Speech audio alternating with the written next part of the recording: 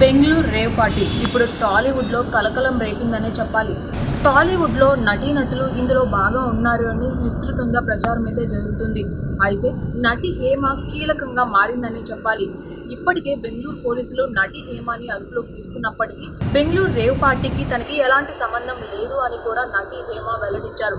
కానీ ఆ వార్తలను కొట్టుపడేస్తూ బెంగళూరు పోలీసులు తన ఫోటోను కూడా రివీల్ చేసిన సంగతి మనందరికీ తెలిసిందే.